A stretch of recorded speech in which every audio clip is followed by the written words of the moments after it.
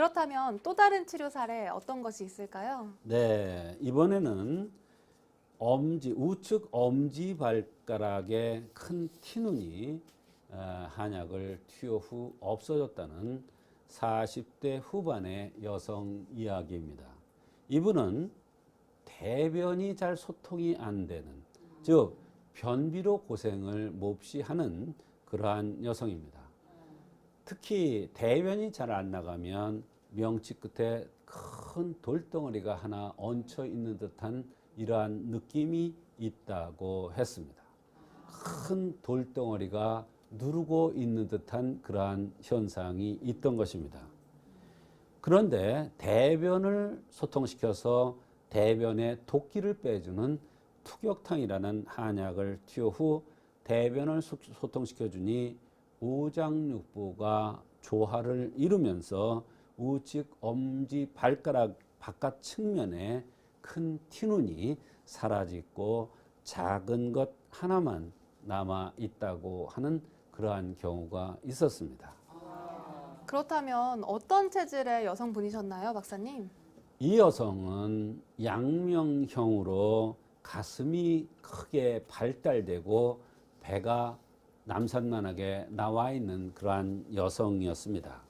아주 특징적인 여성이죠. 이런 사람들은 소화가 안 되는 경우에 특히 대변과 소변이 잘 소통이 안 되는 그러한 특징이 있습니다.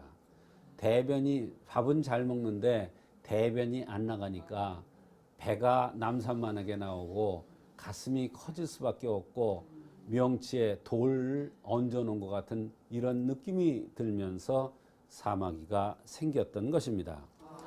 이렇게 대변이 잘 안 나갈 때는 이것을 우선적으로 소통시켜야 된다는 한의학 이론이 있습니다.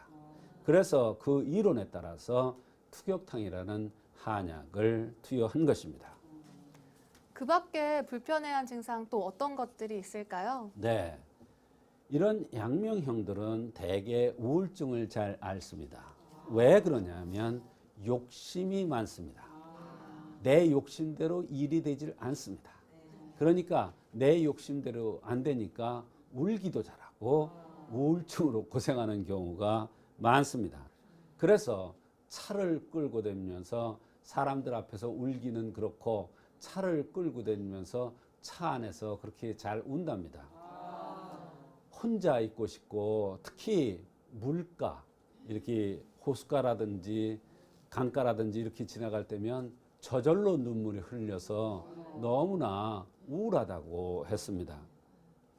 친정에 신경 쓸 일이 있어서 몹시 신경을 쓰는데 이런 친정 문제로 남편한테 신경 쓰이게 하는 것이 싫어서 혼자 차 속에서 운다고 했습니다. 아까도 얘기했지만 명치 끝에 돌덩어리 같은 것이 하나 얹혀 있고 어떨 때는 등 뒤에까지 마치고 옆구리까지 결려서 생활하기가 상당히 불편하다고 했으면서 대변을 잘 못 보는데 그래서 그런지 모르지만 명치에 얹혀 있는 이러한 증상들이 대변을 잘 못 보면 더 심해진다고 했습니다. 대변 때문에 이것저것을 만들어 먹기도 하는데 특히 요거트 같은 것을 만들어 먹기도 하는데 영 시원치가 않다고 했습니다. 요즘 들어서 잘 때 뒷목 어깨로 자주 뭉치고 허리가 아프면서 신물도 자주 올라온다고 했습니다.